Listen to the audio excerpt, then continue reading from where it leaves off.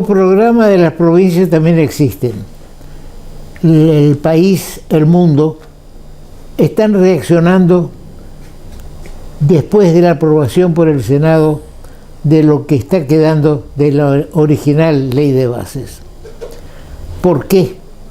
Porque la Argentina es una fuente de riqueza en materias primas. Se habla del cobre, se habla del petróleo. El caso del cobre es fundamental. Nosotros en San Juan no estaba la mina de la Lumbrera, paramos la producción del cobre porque no hubo quien se ocupara del tema, no había inversiones, mientras que Chile, que es del otro lado de la cordillera, al mismo lugar, exportó al mundo cobre por millones de dólares. Entonces, tenemos riquezas, pero hace falta seguridad jurídica. Y parece que el mundo le tomó confianza al programa de Milei, a los equipos de Milei.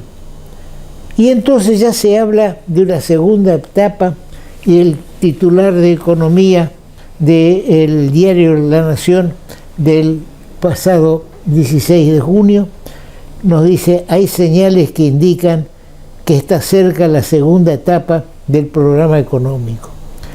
En esta segunda etapa, que parece que cuando se quede quieto Milei unos días en la Argentina, se va a poder empezar a renovar parte del gabinete. Hay muchos comentarios, al punto que, por ejemplo, Patricia Bullrich, que le dio sus votos a Milei, se comentaba que estaba creciendo demasiado y que había que cortarle un poco las alas. Porque acá hay un tema que yo hago una deducción, pero sobre la base de lo que leo, no invento nada o mucho. Karina Milei es una pieza fundamental en el gobierno. Si tuviéramos una tabla de ajedrez, diríamos que está el rey y la reina. Mientras los alfiles tienen un movimiento en diagonal y las torres un movimiento directo para arriba, para abajo, para el costado, pero no pueden hacer un movimiento diagonal. Ni los alfiles pueden hacer un movimiento directo. Los peones se mueven a un casillero, pero la dama puede hacer todo. Puede ir de costado, puede ir en diagonal, puede ir para atrás, para adelante. Y esa es la función de Karina Milei.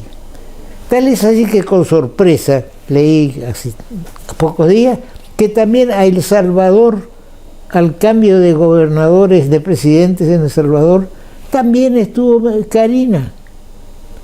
No estuvo la ministra de Relaciones Exteriores, con quien Karina ya tiene problemas.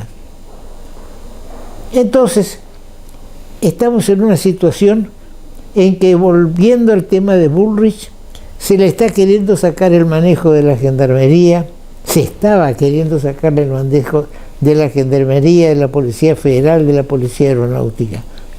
Pero resulta que el exitoso actuar de la Policía Federal el día de las sesiones del Congreso ha hecho que esta intención de cortarle alas a Bullrich ya no es así. Se ganó varios puntos a favor Patricia Bullrich con lo que ocurrió en las afueras del Senado días pasados. Ahora surge otra vez, ya diría yo, la pobre Petovello, ministra de Recursos Humanos, de Educación, de Ministerio, lo que era Secretaría de Trabajo, es decir, de todo. Yo no sé qué pensó Milei, que Petovello era, como él dice, la mejor ministra de la historia. Bueno, hay que demostrar eso. No es cuestión de que el presidente lo crea, tal vez lo cree, pero y tal vez sea excelente, a pesar de no tener antecedentes de cargos públicos o de manejo de expedientes públicos, es solamente periodista, que eso es importante también, pero que no está pudiendo abarcar todo. Y es imposible que ella o cualquiera que vaya pueda atender problemas laborales, problemas de educación y también los problemas humanos derivados de la cantidad de comedores que son necesarios en el país ante la crisis, la distribución de la comida que el gobierno compra en forma indiscriminada, tal vez, porque es tanto concentrado que por ahí pasa cualquier cosa, como pasó de que dentro de lo que pasó a ser capital humano, se contrataba personal, lo decíamos en programas anteriores, por intermedio de una organización internacional de proveedores de mano de obra. ¿Qué necesidad tenía el Ministerio del Capital Humano de contratar por intermedio de una supuesta, porque le podemos poner internacional, Toto Gutniske International & Co., y pasar a ser internacional? Se puede poner membrete a cualquier cosa. Pero bien, ahora Petrobello, en una cena a la que estuvo un periodista del equipo de gobierno de la parte de difusión, habló mal de Karina, se quejó de Karina, y este periodista que estaba ahí en la reunión lo dio a publicidad de que Karina que Petrobello despotricó contra Karina. ¿Cuál fue el final de ese periodista? Lo echaron. Vamos mal así. Si poner en evidencia lo que ocurre dentro del gobierno o criticar al gobierno por un periodista se lo echa, vamos mal. Pero bien, entonces el mundo confía en las ideas. Viene ahora Milei y todos, ya lo dijo él, que todos los ministros están en estudio. Al mismo Luis Toto Cavallo está pensando qué va a pasar con él. ¿Por qué?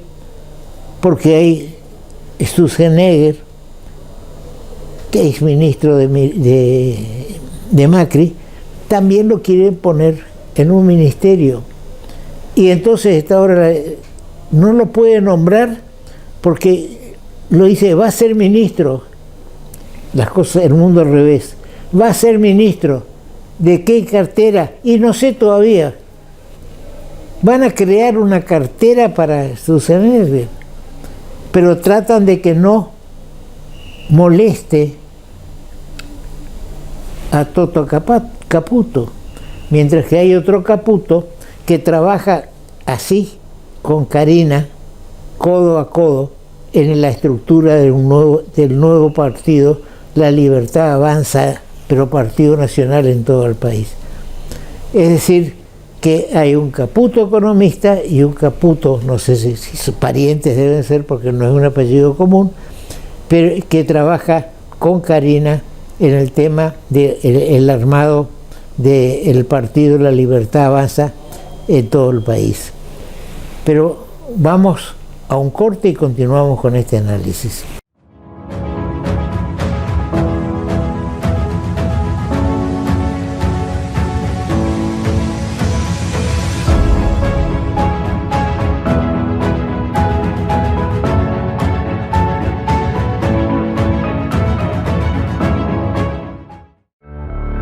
Tarjeta Joven. la tarjeta del banco pensada para vos, para apoyarte en cada paso. Pedila en www.bancodecorrientes.com.ar. Ahora comunicarte con la MUNI es más fácil. Llama al 147. Sumamos una nueva línea de atención telefónica directa y gratuita las 24 horas. Podés realizar todo tipo de reclamos sobre servicios municipales, consultas, asesoramiento de gestiones y trámites. También podés requerir info de eventos, turismo y más. Hola, somos el Servicio de Atención Ciudadana de la Municipalidad de Corrientes. ¿En qué te podemos ayudar? Línea 147. Estamos cerca tuyo. Municipalidad de Corrientes.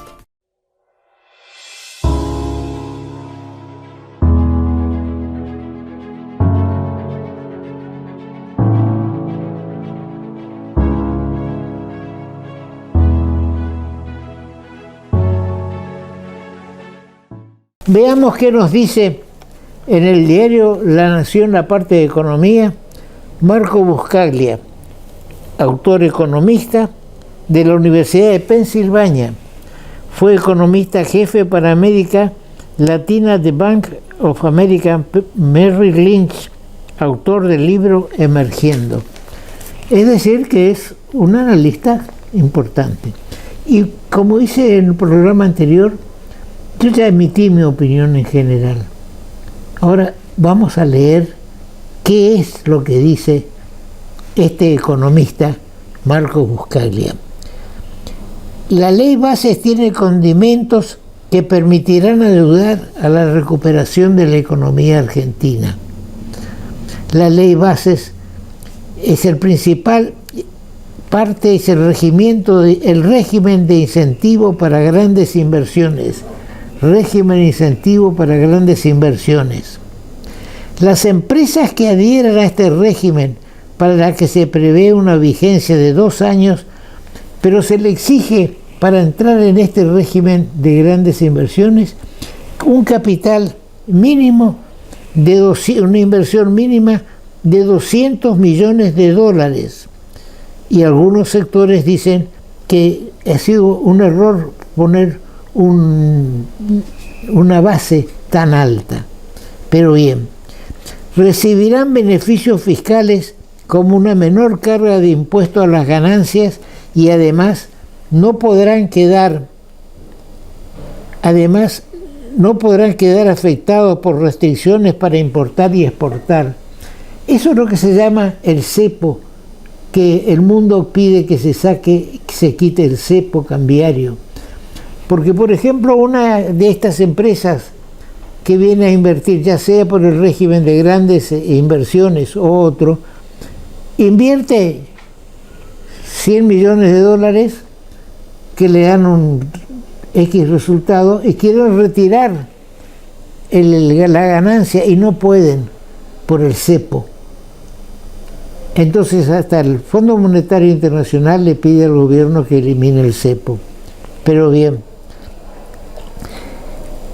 no podrán quedar afectados por restricciones para importar y exportar, entre otras cosas. Los sectores comprendidos serán los siguientes, fíjense, serán los siguientes: los foresto industrial, el de gas y petróleo, la siderurgia, el turismo, la energía y la tecnología.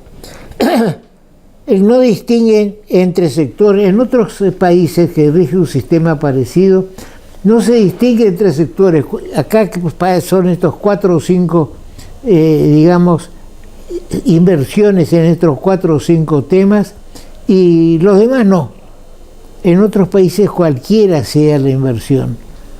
Porque, por ejemplo, en el tema de turismo, ha sido un fracaso este fin de semana largo que tuvimos en cuanto al turismo. Incluso para el próximo fin de semana tenemos un día puente para fomentar el turismo. Se dice que en estos días, viernes, sábado, domingo y lunes, solamente hubo una ocupación del 60% en hoteles. Porque ahora, ¿quién está con esta crisis aguda que estamos teniendo? Digamos, dinero disponible para hacer turismo, muy pocos. Una parte alta, digamos, es la que puede estar el turismo, o una media clase muy alta. Pero bien, a pesar de las críticas que muchos encuentran en el RIGI ayudará a destrabar inversiones mineras y energéticas importantes. Y vamos al caso que yo citaba recién del cobre.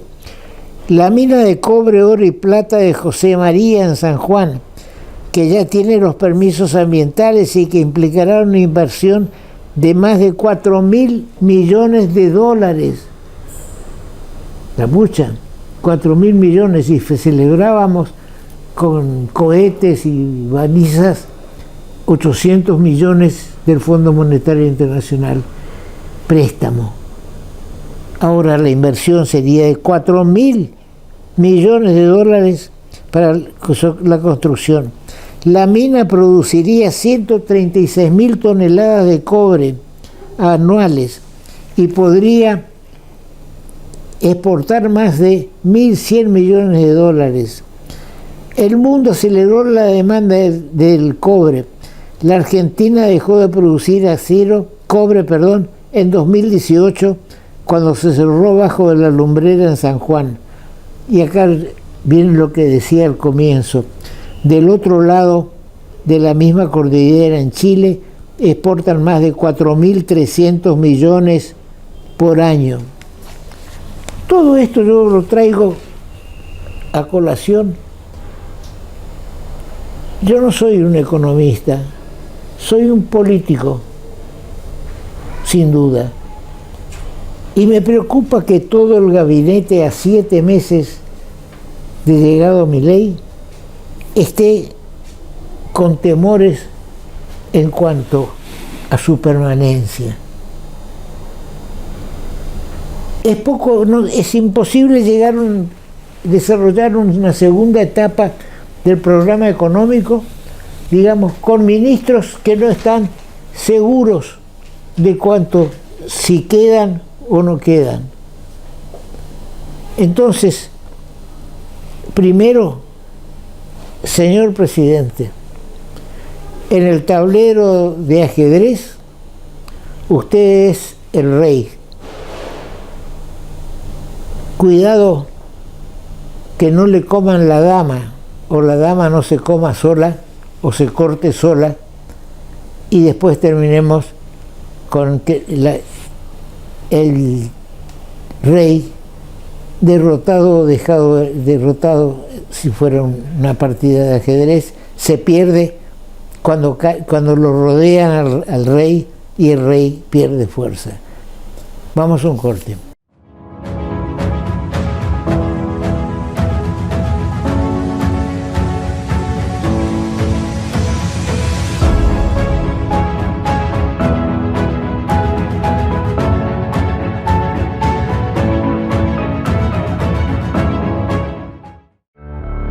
Tarjeta Joven.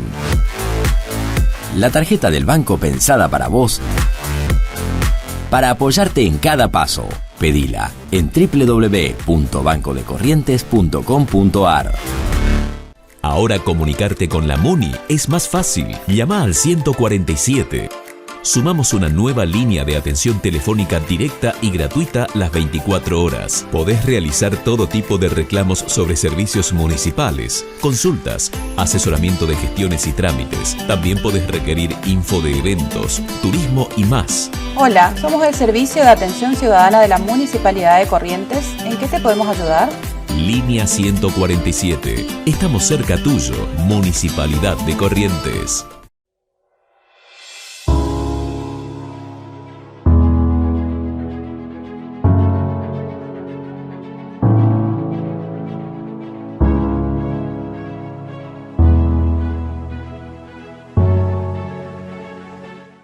Como decíamos en el primer bloque, después de la sanción del Senado de un proyecto de ley de bases, no digamos la ley de base original, porque ya hubo una original modificada en diputado, ahora modificada por el Senado, que vuelve otra vez a diputado, y en definitiva va a volver al veto si es que no le gusta al presidente. Pero bien, se han abierto las puertas para, digamos, los créditos internacionales y demás, baja el dólar, bajo el riesgo país, y entonces es el momento de que volvamos a considerar las propuestas que hizo ya el mes de abril y anteriormente en nuestros programas y también en los escritos, el doctor Marcelo Falcioni. El doctor Marcelo Falcioni fue ministro de Obras Públicas de la provincia durante los 4 años del gobierno de Arturo Colombi. No es un abogado que viene de golpe a ser ministro de Obras Públicas. Prácticamente su carrera en la administración pública ha sido como asesor legal, redactor de leyes y decretos vinculados con la obra pública, por eso no es un iniciado para poder hacerse cargo del Ministerio de Obras Públicas. Él está la enésima vez con nosotros. Bienvenido una vez más, Marcelo. Muchas gracias, Toto. Y muy amable. Recurrimos a vos en este momento porque siempre has sostenido como un camino que puede revisarse y demás, un camino para el desarrollo de la obra pública, el tema de la concesión de obra pública. En estos momentos la información periodística nos dice que el gobierno nacional está prácticamente decidido a pasar las obras públicas que se están realizando en el país, principalmente carreteras y demás, a pasar la ejecución a las provincias que están están solicitando realmente ese traspaso. Ahora, hablan de que hasta el 80% de las obras que tengan un desarrollo hasta los 80% las va a continuar el gobierno nacional o las va a concesionar, no sabemos cómo. Por eso, dejemos hablar a los entendidos.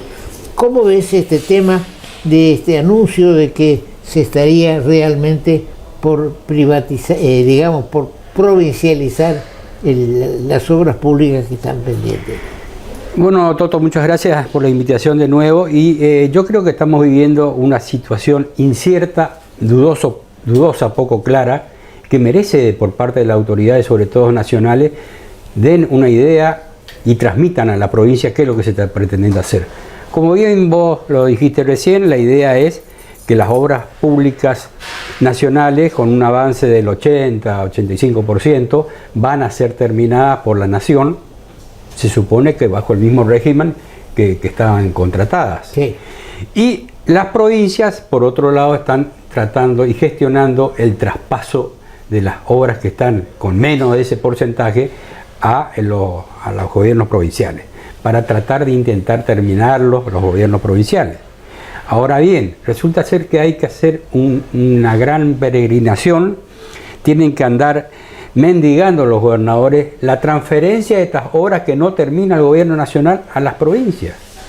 Y nos encontramos con que el gobierno nacional ya transfirió o hizo convenio, no sabemos en qué término, a 7 u 8 provincias, algunas del sur, Entre Ríos, Chaco, y Corrientes todavía no fue llamada y están esperando para el pedido que está realizando la provincia para recibir esas obras. Entonces, ¿por qué esta preferencia a provincias opositoras? Habrán negociado con el tema de la aprobación de la ley de base, y Corrientes, que fue desde un principio adherente al gobierno actual nacional, es la que menos recibe. Y no es la primera vez, ya ocurrió esto en el gobierno de Macri, en el que se dispersaron obras públicas por toda la República y Corrientes en definitiva no recibió nada, más allá de la promesa que se habían hecho, por ejemplo, con el segundo puente. Entonces, ¿cuál es el estado de situación? Dice que Corrientes pretende únicamente por ahora la ejecución de este tramo de la autovía de circunvalación en la capital, 12-15 kilómetros, de acuerdo, y eventualmente una ruta provincial 126 que une Curuzú-Cuatiá con la localidad de Sauce. Pero hay muchas otras obras que se deben hacer. Corrientes tiene más o menos 7 obras nacionales asfaltadas y otras 6-7 obras asfaltadas provinciales. que están separadas y están indicadas con color rojo las primeras y negro la segunda en el mapa que traje adjunto. Sí, el doctor Fraccione nos facilitó un mapa de la provincia de Corrientes muy, muy claro y que el señor director lo va a ir poniendo en su momento cuando hablamos de este tema.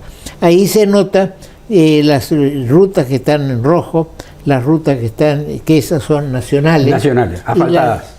Y las rutas que están en azul, que son provinciales, y después hay unas rutas que aparecen como unos cuadraditos, como ajedrez, negro y blanco, que serían esas...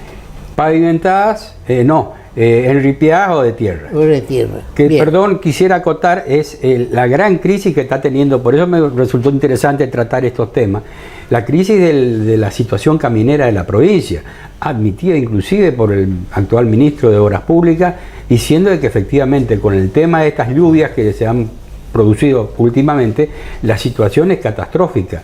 Y viene la queja de los sectores productivos que no pueden sacar la zona maderera, la madera, la hierba, el arroz, el ganado. Pero también hay que destacar de que esta situación es importante en el sentido de que no hay toda la colaboración del sector productivo en mantener y respetar las reglas para el tránsito de estas rutas de tierra luego de la lluvia. Entonces se quejan, pero tampoco el sector productivo contribuye con el gobierno y esto se hace un gran matete que finalmente no se sabe cómo resolverlo. Es decir, que después de las lluvias habría que dejar... 24 o 48 horas. Sí, y con un peso determinado también de camiones. Respetando los pesos que nunca se respetan. Entonces, todo esto después de venir a reclamar, queremos caminos, queremos alcantarilla, queremos transitar, sacar mercadería, pero no se colabora en la atención y manutención de estos medios de comunicación. Ahora, hay rutas que son provinciales, es decir, que está en manos del gobierno de la provincia mejorarlas o licitarlas nuevamente, como la 127, que dicen que se está en muy malas condiciones, que se está viniendo abajo, y esa es ruta provincial, ¿no es cierto? No, estamos hablando de la 27. Salada, Goya. Exactamente. La 127 es la que va desde el cruce de la 119 y la ruta nacional también. 14 hacia Entre Ríos, allá en el sur de la provincia. Sur. Bien, me equivoqué. Pero está bastante deteriorada también. Yo la hice hace un poco tiempo y me encontré que en el tramo correntino, por lo menos en el tramo entrerriano ya es otra cosa, pero acá de este lado también está abandonada. ¿Y la Goya Corrientes está muy mal? Bueno, la Goya Corrientes tenemos dos tramos. Tenemos Corrientes, el acceso a Salada, que es Ruta Nacional 12. Viene reclamándose hace rato por los accidentes que se producen en el tramo, sobre todo empedrado, Saladas. Ese tramo está atendido totalmente. Y después viene, ahí enganchan la rotonda de Salada, la 27, que va por el lado de Bellavista, La Valle y Santa Lucía, y llega finalmente a Goya. También esa ruta viene soportando estoicamente, porque para el tiempo que tiene, los años de uso que tiene y el tránsito que tiene, está bastante deteriorada, pero dentro de todo transitable con mediana seguridad. ¿Por qué no le explicas a la audiencia cómo funcionarían los esquemas de concesión de obra que vos tenés en la idea y que propusiste en programas anteriores?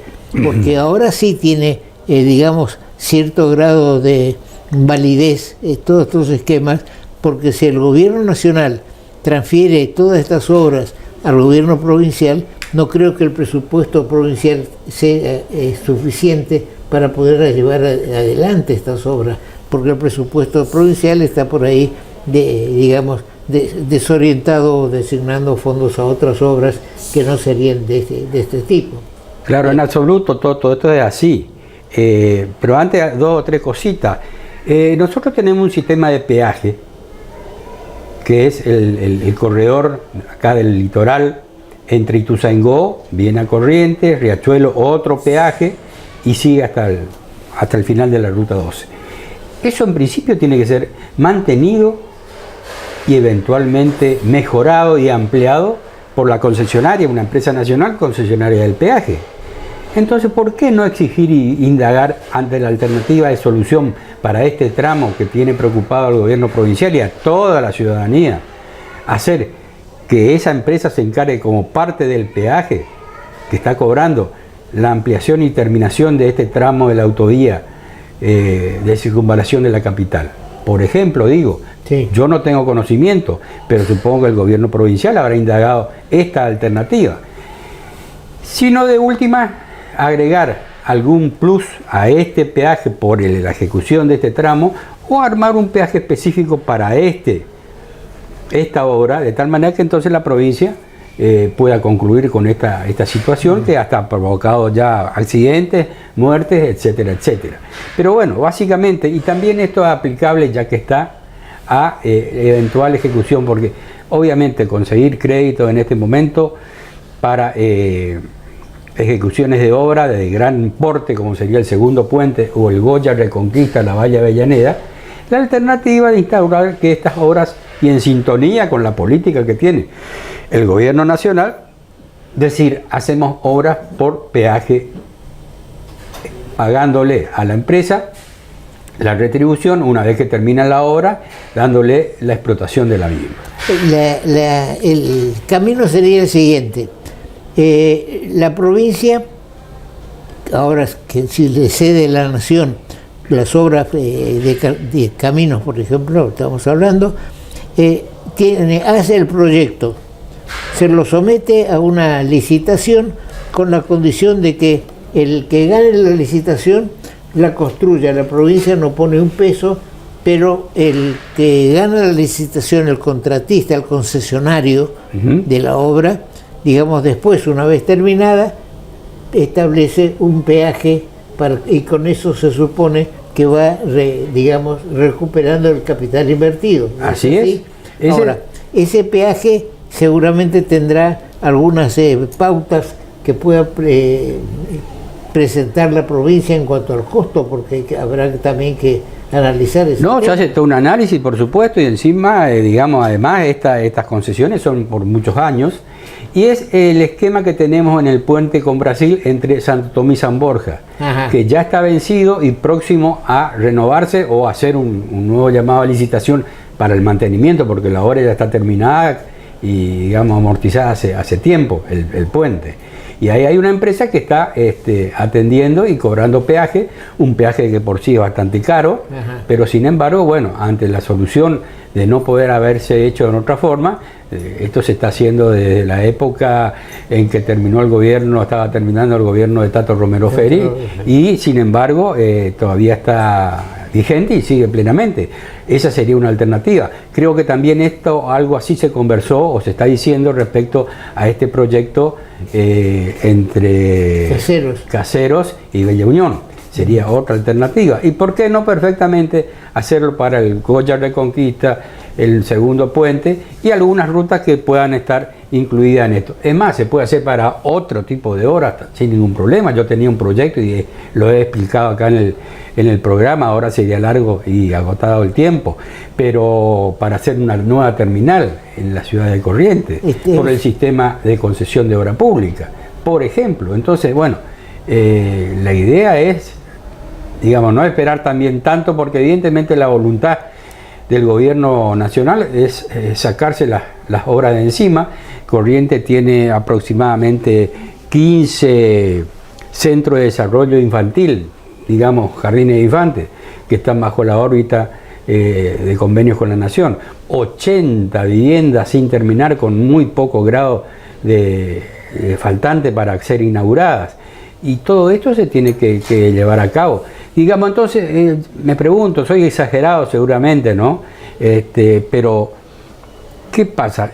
¿Van a pasar todas las obras viales, por ejemplo, estos caminos, a lo que podríamos hacer referencia, al orden provincial? Sí. ¿Y para qué tenemos ese monstruo que es la Dirección Nacional de Vialidad, que tiene distrito en toda la República? Si no está trabajando, si no se van a activar obras nacionales viales, ¿para qué tenemos semejante organismo? Salvo que decían aplicar que ese organismo se dedica a hacer obras por concesión de obra pública, pero que no es lo mismo. Claro. Entonces, ¿cómo es el tema? Lo más probable es que la Dirección Nacional de Vialidad, en este esquema del presidente Milei, seguramente reducirán personal, con lo cual sería lo acertado si es que no hay obras para controlar.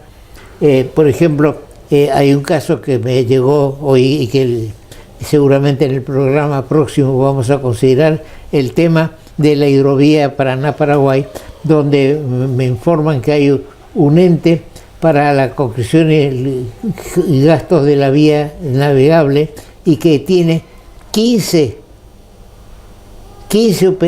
designados por la nación y 15 por las provincias, un ente que está por desaparecer en estos momentos. Es decir, que están sobrecargadas, todas las estructuras provinciales y nacionales están sobrecargadas de gente. Y ahora viene entonces el problema de que despidos. Bueno, se tiene que, para que no haya los despidos, hay que tener en cuenta cuando se designa si son realmente necesarios o no, ¿no es cierto? Está. Ahora, por ejemplo, yo pienso que hace falta la construcción en nuestra capital de un nuevo hospital.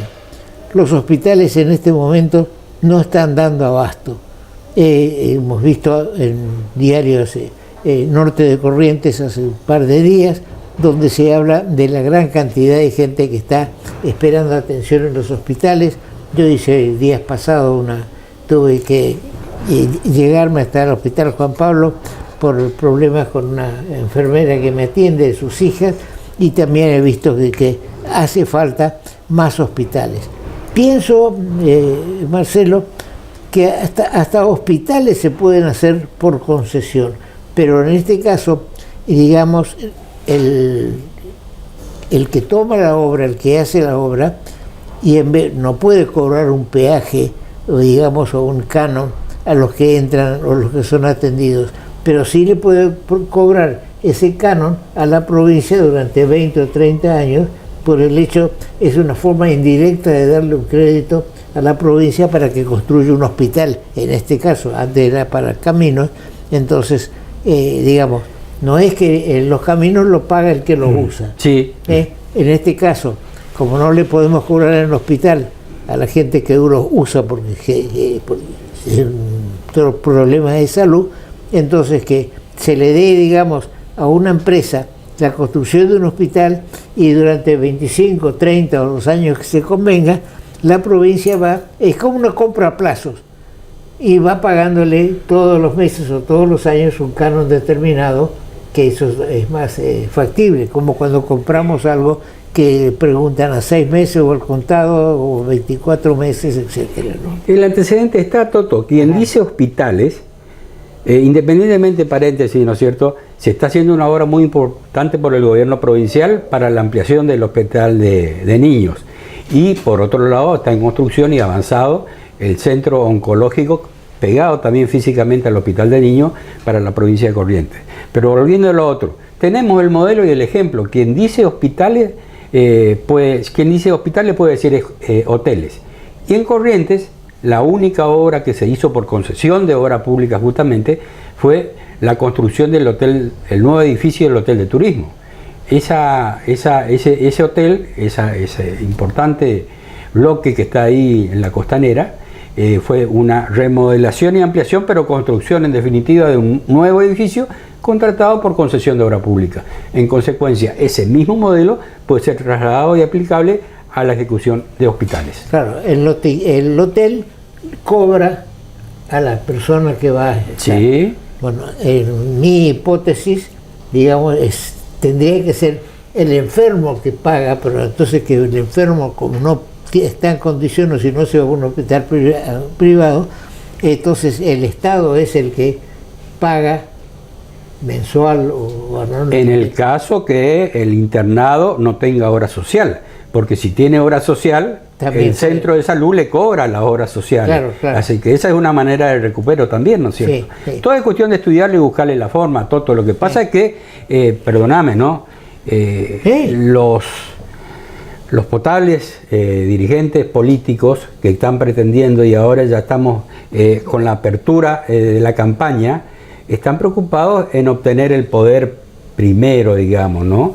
Dentro del justicialismo hay, con la renovación de autoridades y la intervención que está trabajando, tengo entendido, 3 o 4 postulantes pretendiendo ser gobernadores de la provincia, aún dentro del mismo esquema de el poder actual provincial, encabezado, digamos, por el Partido Radical. Hay algunas cuestiones internas. Sí. También se está queriendo postular, tengo entendido, los hijos del el gobernador Leconte y del ex gobernador Pocho Romero Félix, y todos están hablando, los libertarios también tienen dentro de la provincia de Corrientes pretensiones de formar una coalición propia y confrontar por el poder provincial. Y todo el mundo está en esa jugada. Pero nadie habla de estos temas, ni de la hidrovía, ni de los caminos, ni de la producción segura que tiene que producirse. Básicamente, yo lo había dicho, vos siempre lo recordás, ¿no es cierto? Tenemos para instalación de empresas productivas, asegurarle energía, infraestructura a través de caminos, vías de comunicación, puertos, ferrocarriles y además un tratamiento impositivo particular. Eso va a hacer que venga el productor y el interesado. Y evitar situaciones como esta, que la nación le quita a las provincias, que le da, que no le da, que le da con subsidio. Eso hace a la seguridad jurídica. La gente está mirando esto y dice, mira, en la Argentina el gobierno nacional le está traspasando las obras o dejando de ejecutar obras nacionales a las provincias, y los presupuestos provinciales están agotados. Están acá para avanzar con estas obras que pretende el gobierno provincial, va a tener que echar mano a otras partidas presupuestarias de otras obras en el medio, digamos, de esas obras, hacer estas que se consideran más importantes.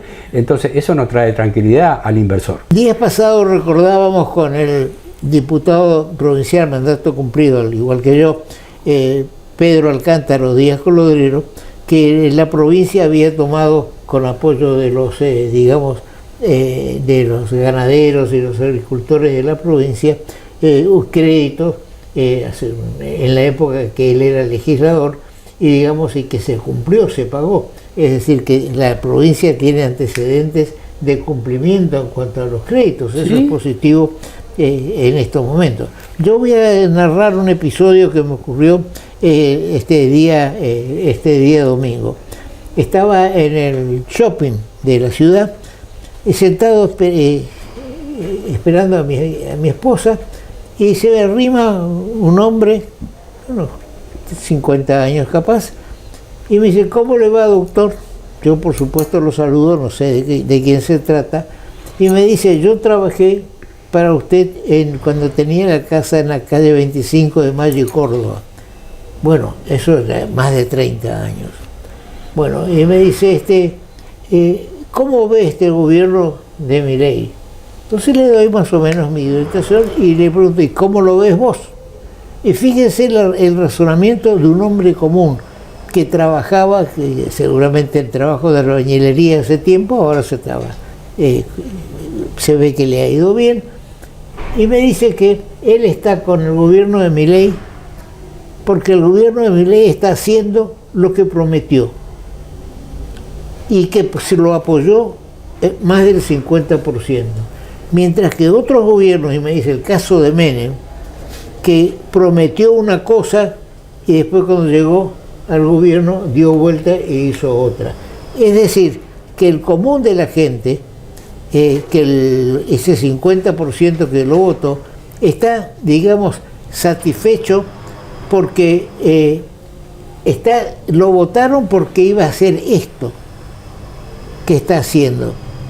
Es decir, que no le dijeron que le va a tocar el techo con las nubes, el techo con las manos, pero que y que después al final se ve que las cosas no andan. Acá se le dijo que las cosas iban a ser duras y bueno, y está haciendo un índice importante.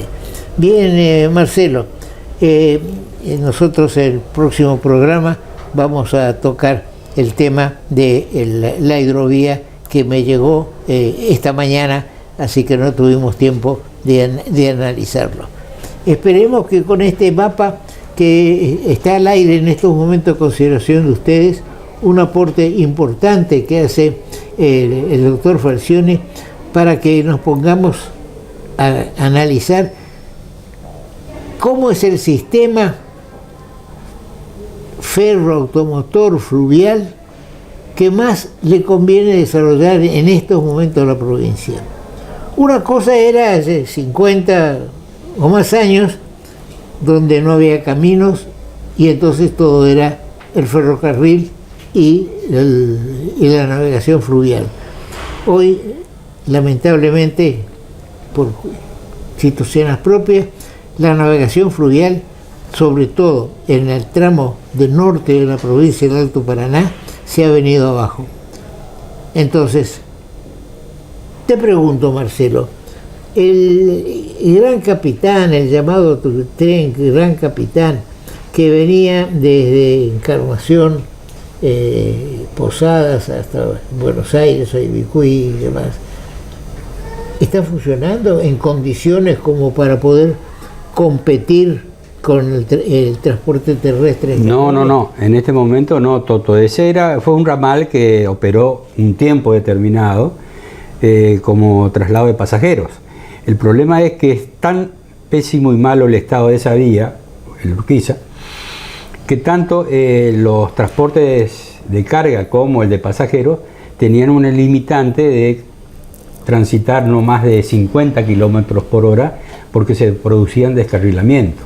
Y así ocurrió como este Gran Capitán quedó de lado una vez que tuvo un descarrilamiento importante y ya no se pudo recuperar y finalmente desapareció. Pero muy usado, muy usado. Es más, en esa época yo era ministro, hicimos un viaje desde Montecaseros hasta Curuzucuatiá y las vías estaban todavía medianamente en grado, estamos hablando del año 2007, 2008, en estado de ser transitadas. De ahí hasta Mercedes, con una poca inversión se podía también lograr. El grave problema era reactivar el viejo ramal que hacía desde Mercedes hasta, pasando por Mantilla, hasta la capital. Pero este ramal que viene desde entre Buenos Aires, Entre Ríos, pasa por toda la provincia a la vera del Uruguay, llega a Virasoro, que es la gran ocupación que tiene en cuanto a transporte de carga, y finaliza en Posadas. Es más, está habilitado un cruce ferroviario a la ciudad de Encarnación. ¿Es ferrovial el puente? Sí. Así es. Entonces, ese es uno, sin dejar de lado el proyecto que anunció el gobernador, la idea de hacer una conexión entre Virasoro, ferroviaria, entre Virasoro y Ituzaingó. Sí. No nos olvidemos que recientemente se inauguró un mega aserradero, el más importante probablemente en la Argentina y en la región, que va a necesitar cambiar, sacar su mercancía, su producción. Sí, es decir que, vuelvo a insistir, lo dije creo que en el comienzo, que tenemos que hacer un estudio a fondo sobre cuál es el camino más apto para sacar toda la producción que suponemos se va a dar en la zona de Gobernador Virasoro, que ya tiene un desarrollo industrial importante con el tema de la té, la hierba y demás, acoplado a esta inversión que consiguió el gobernador, capitales checos, creo que son los capitales checos. Bien, Marcelo. Bueno, eso Toto, prácticamente se llama planificación. Y planificar es planificar a largo plazo, ¿no es cierto? Pensar de aquí a 50 años más, sabiendo cuál es la estructura que tenemos, cuál sería la potable de ser ejecutada, para de esta manera combinar los sistemas. El multimodalismo es la manera de transporte más eficiente y económica en el mundo de hacer transporte de mercancías. Entonces, hoy por hoy tendríamos que, pensando en ese objetivo, tratar de ver cómo manejamos puertos, ferrocarriles, caminos provinciales, caminos nacionales, y de esta manera volcarlo a un programa a largo plazo. Bien, muchas gracias. Muy amable, Toto. Vamos a un corte.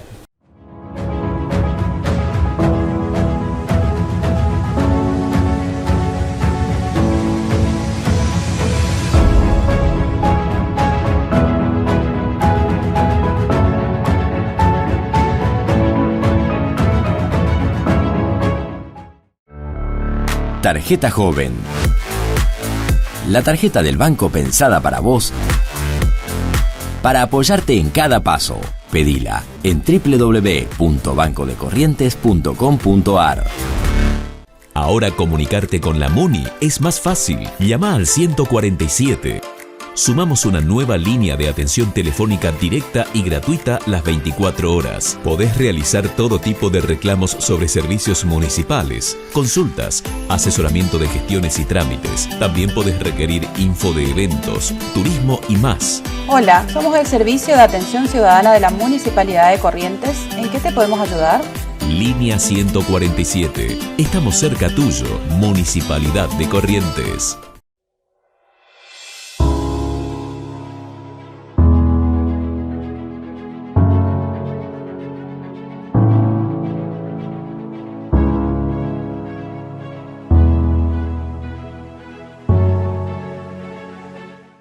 Para terminar con el programa de hoy, quiero referirme a algo triste para el país.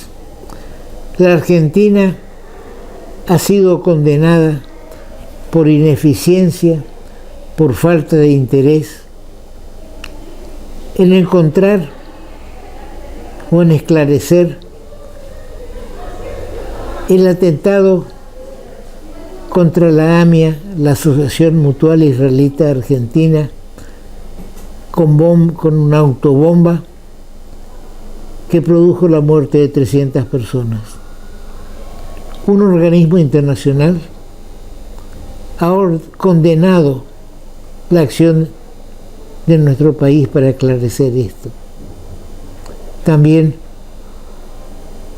dictaminó de que debe indemnizarse a las víctimas de este atentado. ¿Es posible todavía que exista un racismo en contra de los judíos en nuestro país? Porque cuando decimos Asociación Israelita nos estamos refiriendo a los judíos.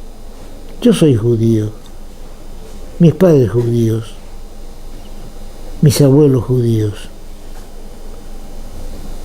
y yo guardo activa relación con la comunidad judía.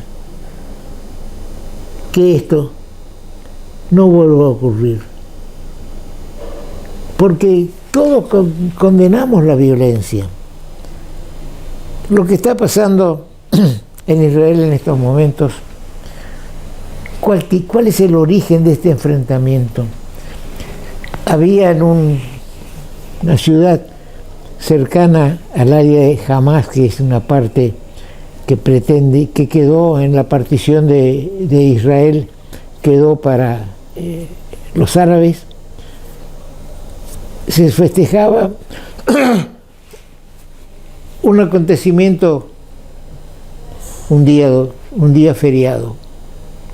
De golpe aparecen grupos árabes y secuestran a 50, 100 personas y se las llevan nada más al territorio de ellos.